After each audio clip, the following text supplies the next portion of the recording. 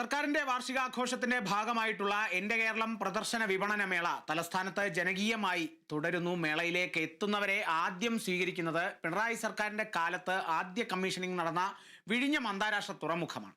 സർക്കാരിന്റെ വികസന നേട്ടങ്ങളുടെ നേർക്കാഴ്ചയായി മാറി PRD പവലിയനും.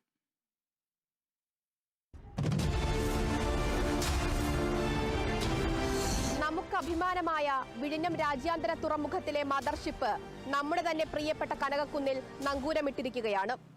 എന്റെ കേരളം പ്രദർശന വിപണന മേള കാണാൻ തിരുവനന്തപുരം കനകക്കുന്നിലേക്ക് എത്തുന്നവരെ ആദ്യം സ്വീകരിക്കുന്നത് കൂറ്റൻ മദർഷിപ്പാണ്.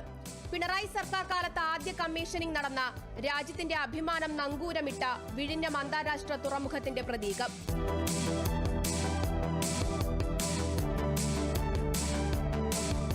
ശേഷം മേളയിലെ ഇൻഫർമേഷൻ ആൻഡ് പബ്ലിക് റിലേഷൻസ് വകുപ്പിന്റെ പവലിയനിലേക്ക് ചെന്നാലും കാണാം ഇതേ മദർഷിപ്പിന്റെ മാതൃക.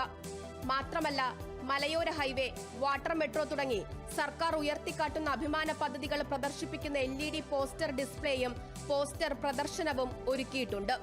കഴിഞ്ഞ വർഷങ്ങളിലേതുപോലെ സജ്ജീകരിച്ചിരിക്കുന്ന 360 degree camera PRD പവലിയനെ ജനപ്രിയമാക്കുന്നു.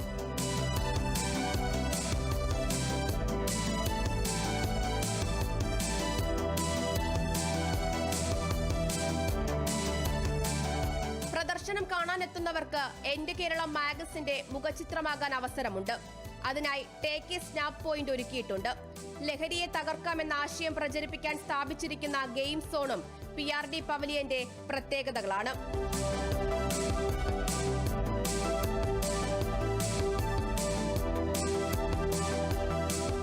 Cameraman Shan ജയസിനൊപ്പം സൂര്യഗായത്രി, കേരള വിഷൻ ന്യൂസ്.